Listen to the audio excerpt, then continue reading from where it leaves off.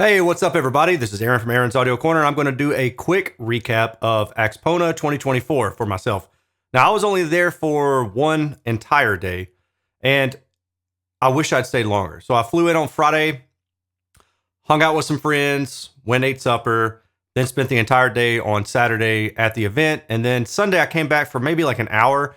Then I had to jet out of town really quick and get back home. I was invited to come out to a local shop called Audio Excellence. It's about maybe 15 miles from the event, where they carry YG Acoustics, Estalon, but most importantly, at least for me, is the Rockport Technology speakers. We were able to demo their speakers, which are let's see here, on the outer side, this one and this one, are called the Cygnus speakers, and they retail for somewhere in like the mid $70,000 range. And then on the inner side are the Orion speakers, which retail for somewhere around like 140, I think. Now, don't quote me on those prices, but it's somewhere in that ballpark. Me and my friends had a great time demoing these speakers. We were there for maybe an hour, hour and a half, just hanging out, talking. You know, I didn't take my demo too seriously because when I'm in a place like this and I'm talking to people, I'm not really in that review mindset. You know, I really need to be like alone. I need to have all of my own music. I need to be able to cycle through everything. I prefer to be in my own room, but still, we had a really great time. But what's really cool, and I think you guys are going to be super psyched about this, is that I will be reviewing these speakers, which are the Atria 2s, probably the next couple months, assuming that everything still works out the way myself and John, director of sales at Rockport Technologies, discussed. So they said that they would like to send these out to me. These are their smallest ones. They're still like $48,000 per pair. Weigh about 150 pounds, so I'm going to actually have to buy a lift to put them on my clipple because I can't lift up manually a 150-pound speaker. I mean, like, I've been working out, but I ain't that big, right? So I'm hopeful that will still pan out. I'm really looking forward to doing that. I had a really great time. The rest of the shop, though, is really cool, so I've got some pictures for you all. This was one of their rooms. These are the ScanSonic, I believe, speakers. I didn't get to listen to these. If I'd asked, I'm sure that we would have been able to. To the side are some YG acoustic speakers, some Estalon speakers, and B&W speakers. And when I took the grills off the Estalon, we could see ScanSpeak drivers. Now, I'm not saying that they're off the shelf. I seriously doubt that they are, but they definitely are Revelator design. You can tell by that split cone, and that's the beryllium tweeter, and I know that very well because I own that one myself. Here's another shot of their Rockport room. And this is myself, the friend of the owner of the shop, who was certainly cool and let us hang out there for way longer than we needed to, my buddy Chana. And then this is John, the director of sales for Rockport Technologies. This is another shot of the Cygnus and the Orion. And the thing I want you to pay attention to, see that tweeter right there? Now here's a close-up shot. This is German wool, I believe is what I was told. Notice how this tweeter is in a waveguide, but it's not a really shallow waveguide, right? So the angle of the waveguide will dictate how much horizontal spread you get, and vertical spread as well, from the high frequency. And most waveguides are in that ballpark of like plus or minus 30 degrees to plus or minus 50, maybe plus or minus 60 degrees. So sometimes they're a little bit more narrow than I want them to be. I can tell by looking at this design that it's going to be a wide radiating tweeter. And up until the point where it starts to beam, if that's a 1-inch tweeter, you're looking at around maybe like 7 kilohertz, 6 kilohertz or so. That'll start to narrow. So I'm really quite curious to see how broad that dispersion is and how well it's controlled, because most waveguides that I see, they're not as, I would say, quote unquote, flat as this. There's going to be more maybe horn loading, or there's going to be more of a constricted effect to it. Otherwise, they're basically just flat tweeters on a flat baffle, or tweeters on a flat baffle. So this is kind of a mixture of tweeter on a flat baffle with a waveguide. So I'm curious to see how this one's going to measure. If you're looking at this cone, you're thinking TechStream. I was too. It's not just TechStream. It's like beyond TechStream. This is a piece of the cone in my hand. And then if you flip it to the side, check out that layer of foam in between the layers of the cone.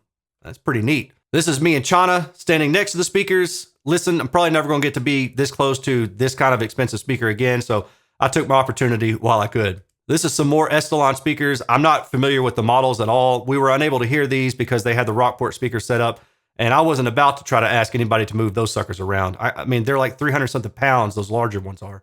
The first full day at AXPONA for me was on Saturday, and I didn't take a whole bunch of pictures. You know, as I said earlier, I was really there to meet people and hang out with, but I did snap some pictures and I was just going to share them with you all.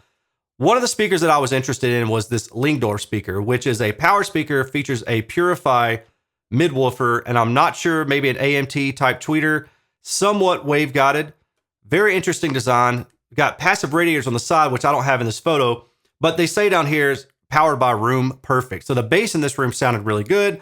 I'm assuming most of that is contributable to the Room Perfect, you know, maybe trying to equalize some of the peaks out that most rooms are going to have.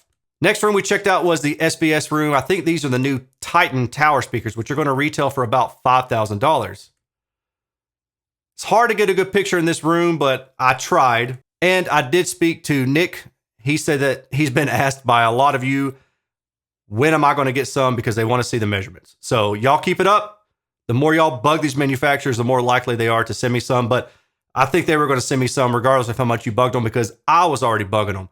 So stay tuned. I don't know when, but maybe in the next couple months, I'll get a pair of these new SVS speakers to test, and I'll have those results for you all as well. Morel had a really neat room where their tower speakers that you see right here, which retail for $2,000, sounded really good. And a lot of people that I talked to at the event commented on how good they thought these speakers sounded. So naturally, I asked, can I get some of these in? But it helps because from my car audio side of things, I know one of the guys who's really helping ramp up the home audio side of Morel now. So I think these are already on their way to me. I might even have them by the end of this week. And then the Bluetooth speakers, which they can set up as a stereo pair. It sounds like they get ridiculously loud, and they actually sound pretty dang good too. Another room that I checked out, thanks to one of my patrons mentioning it to me, was Perfect 8 Technologies. These are glass looking speakers. These Grimm speakers look cool. Never got to see them in person, but finally did. Met Sean Olive. I was stoked. This is my buddy Chana checking out the PS Audio Aspen FR30. This is the PS Audio lineup, the FR10, which I've already reviewed, the FR20, and then the FR30. And this is their new FR5. So I spoke with Chris Brunhaver, their speaker designer. We had a good long chat, me, him, and Chana, and it was just, I mean, it was really great getting to learn some stuff from him and just shooting the breeze. These were basically, I think Chris said they were just kind of bolted together before the show. They were their prototype, but they do plan to send some out to me at some point. I'm really curious to hear them myself. The FR10s, even though they didn't measure perfectly, the thing that I really liked about them was the very wide dispersion. And so this looks like it's kind of going to keep that same flavor. I'm very much interested in hearing these. I think the retail is going to be $3,500 per pair too. Stop by the MoFi distribution area where I got to see the Dovedale in person. Now, I've been asking to review the Dovedale, so if MoFi is listening, please send them my way. I loved the Linton. It was a fantastic speaker. I know many people have purchased that speaker and they really like it as well. And I really want to hear the Dovedale speaker. This is a Piega speaker. And then this is the MoFi SourcePoint 888. I'll have more on that in a minute. A close-up shot of the Dovedale. I mean, it's just a beautiful looking speaker. And notice that the grill is right here next to it. Now, most likely it's designed to be listened with the grill on, but if I ever get these into measure and review, then we'll see. And then this is the Wharfdale Super Denton, which I've got a pair on the way. I think they're arriving tomorrow from a viewer. Now, how cool is that? Nemo Propaganda. I got to give a shout out to Nemo Propaganda. I watch his channel. I appreciate his passion for what he's doing, and I had to grab a picture with him. Vance Dickinson, like one of my audio legends. I've been following Vance since probably around 2008. First time I purchased the loudspeaker design cookbook. I reached out to him maybe around 2010 or 2011 to ask him some advice about how to read and understand Klippel drive unit measurements back, because I've been doing Klippel stuff for a long time before I started measuring speakers. It was just drive units. And I've had a few chats with Vance over the years, and it was great to finally meet him in person. I was just, listen, I was fangirling when I met him and when I met Sean Olive. It was awesome. I got teased, but I don't care. I don't care. It was awesome. To me, the coolest thing at the show was products by this company called Ruark Audio, Ruark. They're out of England, and I've never heard of them before, but they had a showroom featured by Fidelity Imports, and I just wanted to show you guys some of these pictures. So this is one of their alarm clock little speakers. You know, it's just a really neat little design. I was told that these are very popular in Europe for hotels. This is another speaker, but it's kind of like It's like yay deep, maybe like that long. And they have a bigger brother, which is the RA10. And it's a table, but it's also a speaker. But then you can also VESA mount it underneath your television because it has HDMI ARC. And it's just wicked cool. Now, I think that one retails for like $3,500 or maybe $4,000, but I've already requested it because I really want to review it. I think they had the coolest stuff in there. And maybe it's just because I'm about to move and get into a new house and I've been furniture shopping and I'm trying to, not make it look like a complete bachelor pad. I want to make it look somewhat nice.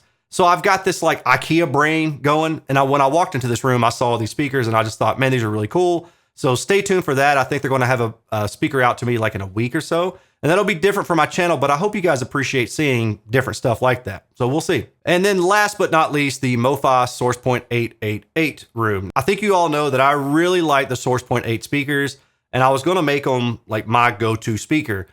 What's funny is after I did my review, I had messaged Andrew Jones and I said something to the effect of how I'd like to see these in a tower. And the reason I said that, it wasn't necessarily just to get more bass, but because personally, I like the aesthetic of a tower speaker over a bookshelf speaker. It's just like me putting a speaker on top of a stand and then having a stand underneath it. The whole aesthetic to me just isn't what I'm after.